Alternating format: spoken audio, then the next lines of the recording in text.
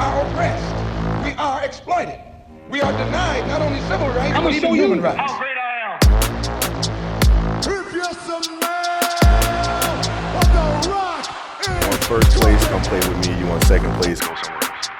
Let us sing forever. Let us play forever. Wake your ass up. Awaken the beast inside. Ways. Welcome back to the realest podcast in the world. I'm Osama. I'm Muhammad. And we are Ways. So today, if I sound tired, it's because I'm fasting. So to all the Muslims out there, Ramadan Kareem, Ramadan Mubarak. Mo, are you fasting? Of course. Ramadan Kareem as well to all the Muslims. Good man. Anyway, so we have a topic for you guys. Mo, just tell them what the topic is about. Tell them our amazing guest today. As always, anytime we have a guest on, it's always cool to hear the perspective, their story, and as far as the narrative, what made them who they are. And the cool thing about it, right now I'm at school, and with that, you meet a lot of students. Very diverse as far as where they come from, their background, and what they're trying to achieve within the 4 years during the undergrad. One person I met since last semester has stuck out like a thumb.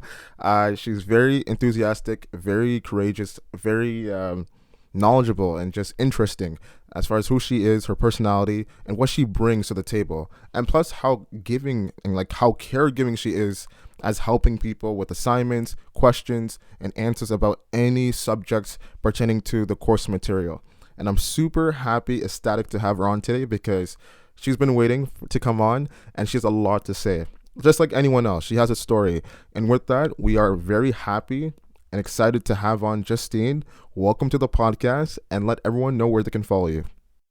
Thank you. Thank you guys so much for inviting me onto the podcast. So yeah, as Mo said, my name is Justine. You can follow me on Instagram at oceanbeing111. Very subtle Instagram name. But yeah, as Mo said, very down-to-earth person. I'm just trying to, spread peace in a world full of hate, pretty much. That's my mission, and I'm really excited to talk to you guys today. Now, the first question I have for you is, I met you roughly 6 months ago, right? I didn't know you from the time you grew up until now. So my idea of you is this person that's on a path of change, of excellency, of just trying to create a pathway for others to follow. But the question that remains is, who is the old Justine? Who is the Justine that myself, Osama, and the world didn't know? Was it a Justine that made you happy? Was it Justine that because of the habits and lifestyle you chose, you're like, you know what, this is not for me, I have to make a change? Who was the old Justine? Tell us. Okay, well, I was born in Trinidad and Tobago. I lived there until I was about 10 years old, and life there was pretty straightforward, very religious. I had a very big community, and that community consisted of my aunts and uncles, very family-oriented, very traditional. And I came to Western culture, Western society, and things were very, very different. I've never really been in a place before where I've had so much freedom, and there were so many different concepts to me that I had never ever seen before. And I think I felt like an outsider when I first came to my first elementary school here, because, there's kids with like pale skin. I've never seen that before in my life. All I've known are people who are like dark like me or darker than me. And I felt like very insecure because it was like, the standard of beauty is girls with pale skin, girls with like blonde hair, blue eyes. So in terms of that, I did feel like an outsider. And I didn't think I really fit in until probably like 7th grade. And, I kind of just stopped really, talking to my parents about what I was feeling. And as a kid, I was very, very sad because it's like I was taken away from my home, my culture, my people. I was stripped of that. And I was growing up in this world, in this new place without a map or without someone being like over my shoulder constantly, like, don't do that. Like, this is a bad decision that you're making. And I felt very alone. I was lucky to have a few friends along the way who are still my friends today, and they really like kind of understood what I was going through and tried to help me make good decisions at the time. Back then I was like, no, you don't understand me. And then, I got to high school, and I think high school is where everything changed. And I think it does for a lot of people who are either in my experience or something similar, where it's like this whole new world where guys are paying attention to you, girls want to be your friends. Like it's a lot, and people can get blown away by it. And I think for me, I got taken off in the whole world of like doing drugs with people, which kind of brings me into some of the things that we're going to talk about later on. But definitely the drug scene is something very easy that a lot of people fall into, because I myself have fallen into that. And it's been like almost 6 months since I've been clean, and I that's my way of life now. It's like, I've spent so much time in my life doing these things that I didn't know what life sober was like. I've completely forgotten a time in my life where I could just go outside and like take in the beauty of the outside world without feeling like an alien, like on planet Earth, pretty much. But that lifestyle, when you live that in high school, you think it's all fun, like, oh yeah, everyone does this. And then once you come out of that lifestyle, you start realizing, wait, like this is actually not normal. Like you're not supposed to be smoking weed at 10 in the morning, or you're not supposed to be drinking every day or vaping and stuff like that. It's normalized, but it's actually not normal. And I think that was my mindset for probably the last 4 years. And then like breaking out of that mindset was probably one of the hardest things I've had to do. But in terms of my relationships and my schoolwork, obviously it was not the best. There were decisions and choices that I made that hurt my family, hurt my friends, it hurt me. Like I'm honestly surprised when I like stand here and like I tell my story, because I didn't think that I would be alive like 4 years ago, because I've been in the hospital many times because of drugs or like overdosing and stuff like that. And I'm very lucky that someone in heaven like said, okay, no, like she has a purpose, she needs to live, she needs to continue to live, because that's honestly the entire reason that I'm here. But yeah, definitely the last 4 years have been a battle. And then coming to university has been my fresh start, because I can be a whole new person and I can build my future and who I want to be. Thank you for sharing that with us. I guess the next question I have for you is, during those times, that struggle, those moments when you're drowning and you felt as if no one was there for you, you said that you let your friends, your family down. In that moment of isolation, in that moment of just being so gray and that state of mind, was there anyone you turned to that could actually help you as far as advice, just companionship, just to like, go for a walk or just do something to uplift your spirit? Was there anyone during that time within those 4 years that you could reach out to just to feel a sense of peace and security? So I would say I would reach out to my friends, but in the moment they would offer me some help, but in the long run, these friends didn't actually want my best interests at heart. It was, people were very selfish, and it's like, oh, whatever I can give you, then you're gonna help me. And to be honest, I was completely alone and I didn't have that. And if I felt like that, I would solve my problem by like smoking weed or drinking or doing something, so I don't have to feel like that, so I can feel better for a short period of time. But then I realized, oh wait, it's just like this cycle of like, I feel sad, so I'm going to do this and feel better. It's a cycle that people easily fall into. And I understand how people get addicted now. But I would say when I went to a Catholic high school in my grade 11th year, because I had gone to an art school, my mom took me out of the art school because she kind of saw that was a little bit what was fueling my drug problem. But then they put me in a Catholic high school that was very close to where we lived. So, she could kind of supervise me some more. And then I would say there, I had more of a community. And I was someone who, I grew up religious. And when I came to Western society, I didn't believe in God anymore. But I was like, oh, like, I think all these other religions are cool. Like, I'm reading about all these other religions, but I don't think I believe in God. But then I came to this Catholic school, and it was, I'm not going to say the name of the Catholic school, but the main person that they would worship at the school was Michael, the archangel.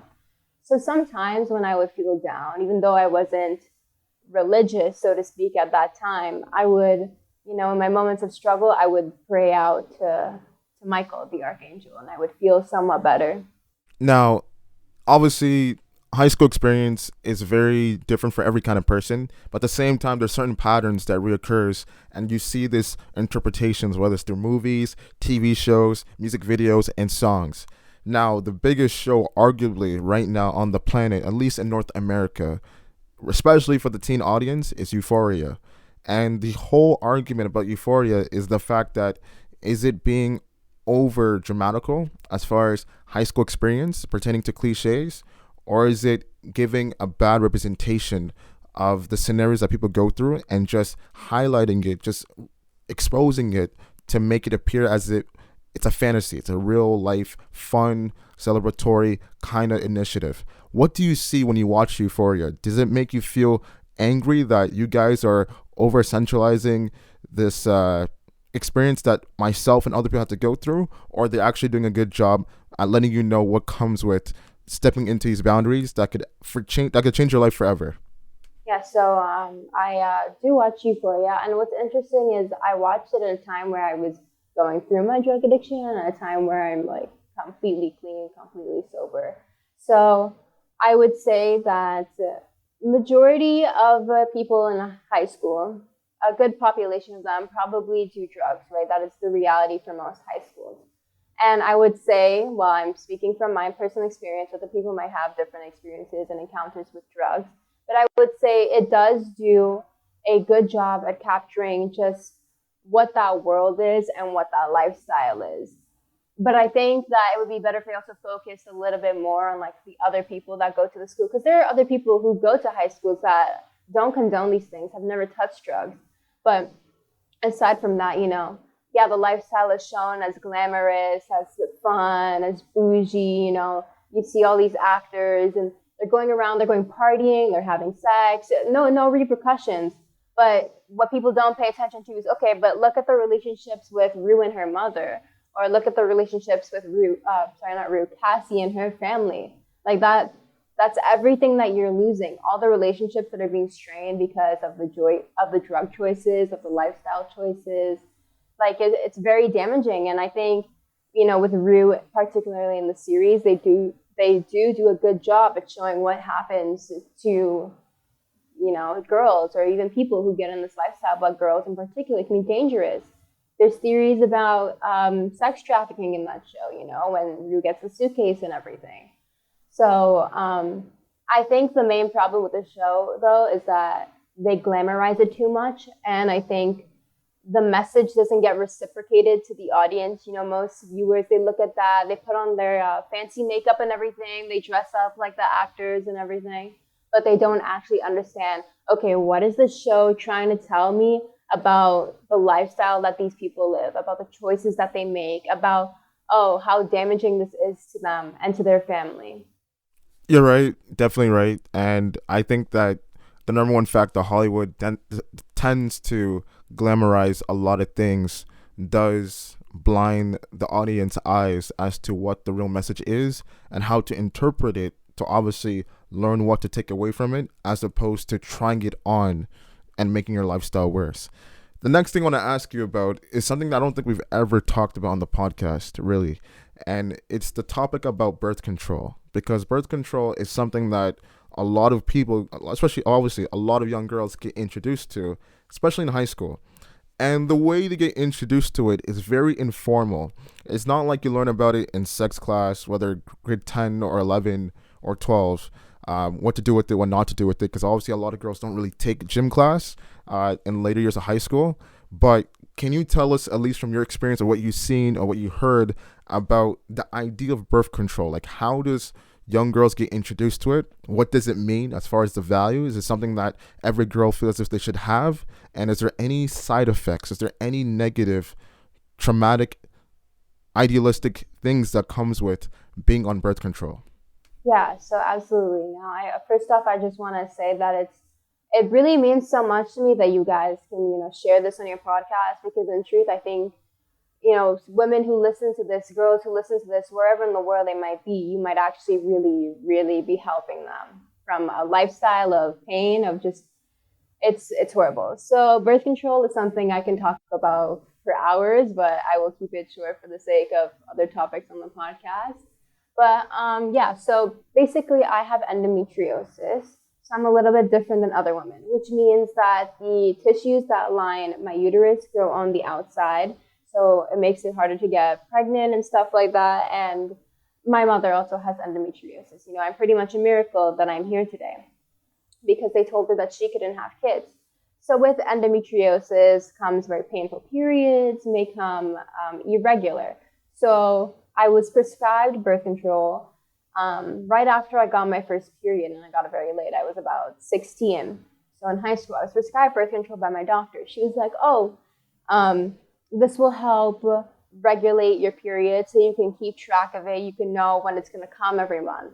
So I was like, okay. And sometimes doctors also prescribe it to girls when they go through puberty. They start breaking out for acne and stuff like that, right? So I got the birth control pill. The first thing that I noticed that made me feel very uncomfortable was just how big the pamphlet is. It's like a scroll this long, like very long, and it's written on it is just all the side effects. So at first I was like, okay, like a little overwhelmed by everything, and then they were like, make sure you don't miss a day, and if you miss a day, take 2 on the same day to make up for it. So I was like, okay, and I started taking birth control, and I realized, wait, it's been like 2 months. This thing hasn't regulated my period. So, I called my doctor. She's like, oh, it takes a little while to get effective. So I'm like, okay. And it never did. It was just inconsistent. And if anything, it caused me more pain, actually. I had really, really horrible cramps. But I've heard stories from multiple women, because it's like I can't make claims like this because this is my body. So I need to go out and ask other women if they've experienced the same thing. Everyone has a different body that works in different ways. And pretty much 95% of my girlfriends were taking birth control, or they had either stopped it because it was so horrible. So, I talked to some girls who were like, oh, well, actually, after I stopped taking birth control, I developed PCOS. Or when I was taking birth control, I got super depressed, or this happened. And it's overwhelming, the changes that goes through your body. And it's like, oh, wait, these are just given out to girls like pamphlets.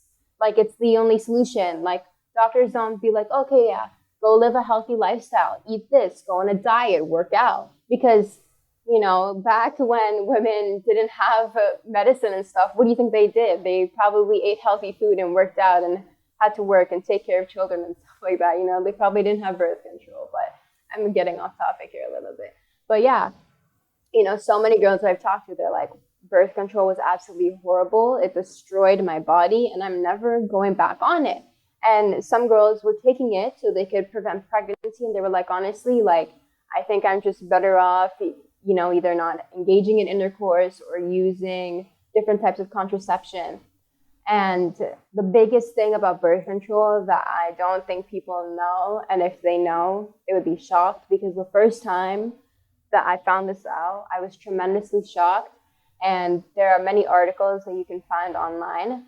But birth control actually changes the type of men that you are attracted to when you take the pill. And there's the story of this woman who, I think she was married, and she started taking birth control, and she was no longer attracted to her husband anymore. They found out that women are more likely attracted to weaker men.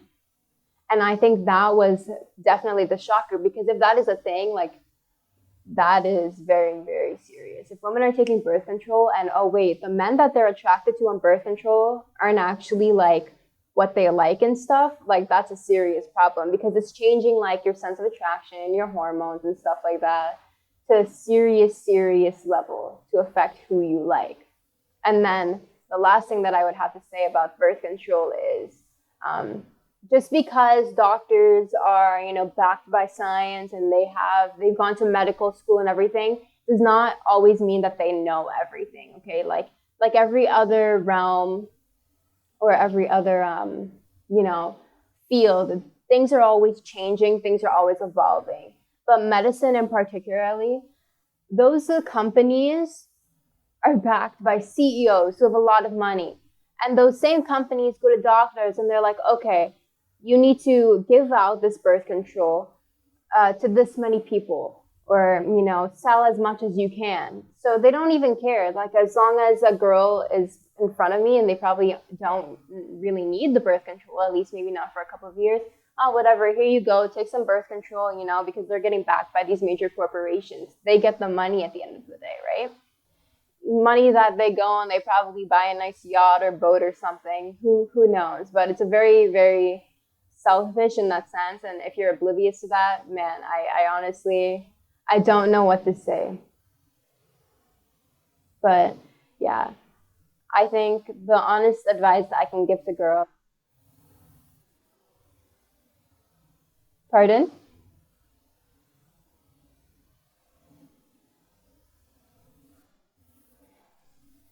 Yeah, the honest advice like that I can give to girls though is I would prolong using birth control as long as possible, to just, you know, try to live a healthier lifestyle, go to the gym, work out and stuff like that.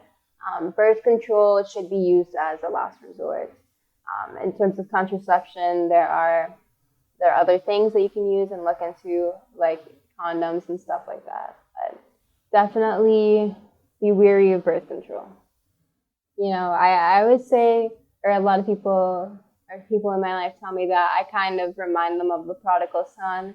And now I'm not sure if you guys are familiar with that story, but to summarize, the prodigal son, basically his father gave him all this money. And so there were two sons, and the father gave both of his sons money. And one of the sons, you know, he spent it on prostitutes, stuff like that. And the other son worked very, very hard on the land, you know, looking after the cattle and so on. And the son that spent all his money, when he realized that he was broke and growing hungry, he was like, oh, I've sinned against my father. So he returned home, and the father put like a ring on his finger and a robe and got like the biggest cow to slaughter to have a feast because his son had returned home. But all the time, here is the other son who's been working so hard on the field, and, you know, he comes to the father and says, you know, you spent all your money, you don't do this for me. And then the father goes, everything I have is yours. So I think that the reason why I am still alive today is because God up there has a mission for me down here on earth to help as many people as I can, to reach as many people as I can. Because the only thing that saved me was, honestly, in all truth, Jesus. I would not be here if it was not for Jesus. I give thanks every day because the reason I wake up every morning is because Jesus said I need to live, because I have things that I need to do on this earth.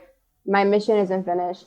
And like I said at the beginning of this podcast, I need to spread as much peace as I can and fill this world with love, because there's so much hate, there's so much war, there's so much envy, and there's so much ugliness. And if one person, just one person, being here, being like, I understand, I get it, make the mistakes, keep making the mistakes, but one day you will learn from them, and one day you will be on the same mission that I am on. Yeah, when I was in grade 11 and 12, I did not picture myself being so religious, because in grade 11 and 12, I was doing tarot cards and reading the Satanic Bible. Now, I wasn't a Satanist. I just was trying to educate myself on all the different beliefs and religions and stuff like that. You know, I kind of went through a phase of all that stuff. But, you know, for a very long time, I thought, oh, like Satanism, it doesn't really seem that bad. But then I realized, oh, wait, it's individualism. It's the worship of the self. And I saw the problems with that. It's a whole other tangent I could go on. But to answer your question, I think I had a conversion moment pretty much, where I went to the Fatima shrine. And Fatima is known as the Holy Mother of God, so the Virgin Mary in my faith, because I'm Catholic. And that is truly when I realized, oh my God, like God is real, because there was a tightness in my throat. I couldn't speak at all. You know, my hands were sweating. I was uncontrollably crying. And I think that was the moment I was like, yeah, like God is definitely real. Like I feel so passionately about being here at this shrine, appreciating the Mother of God. And then I started my journey of, becoming a Catholic. So on Holy Easter, actually, Holy Saturday, I actually get confirmed into the Catholic Church. So that means the priest is basically, he's going to bless me and I will be like official, like Catholic in the Catholic Church. So I'm really excited for that. But it's definitely been a battle the last 40 days with Lent. Jesus is, my savior, but the devil is trying to test me and steer me off path, but I will not let it happen. But to me, Jesus is my best friend, like above all. Like every day, I'm like, it's not just me starting the day, it's me and Jesus. Like he's right here and he's my best friend. So yeah, he means a lot to me. I wonder if this is the happiest you've ever been in your life. Talking about how you grew up, being sad at certain times during your childhood, and then everything you had to go through in high school. So as far as that transformation leading up to the person you are now, and how excited you are every morning on that pathway to greatness, is this the happiest you've ever been in your life so far? Definitely, I will say it is the happiest I've been in my life so far.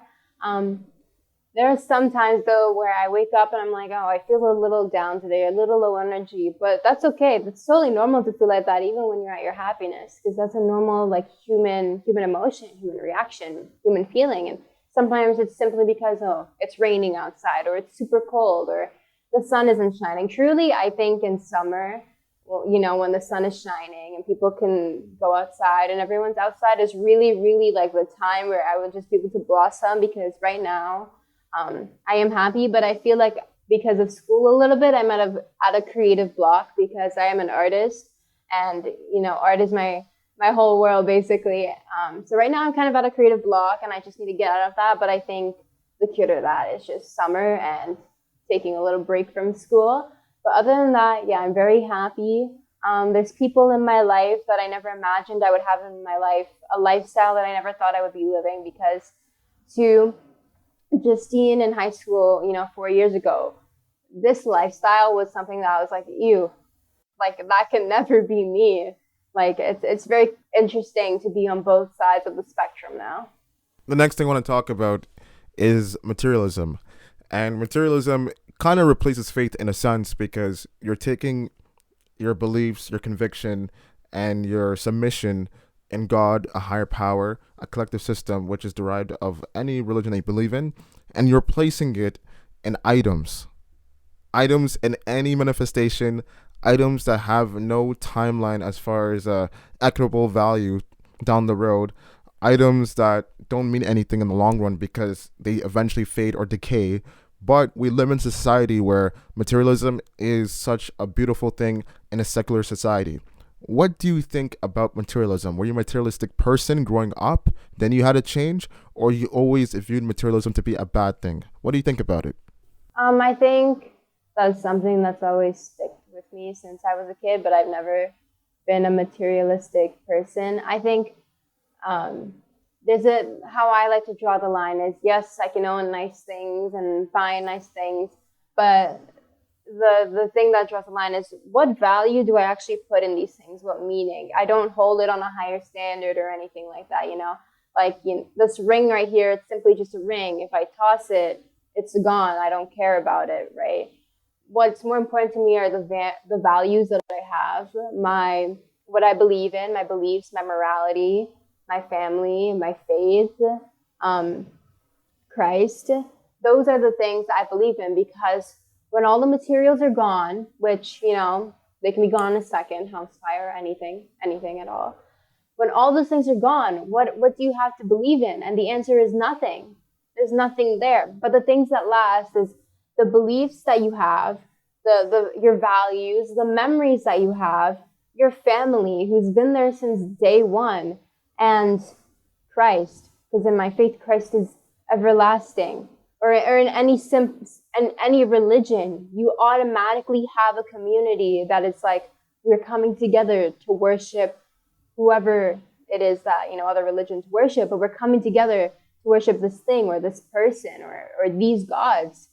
And these gods are everlasting, so to speak.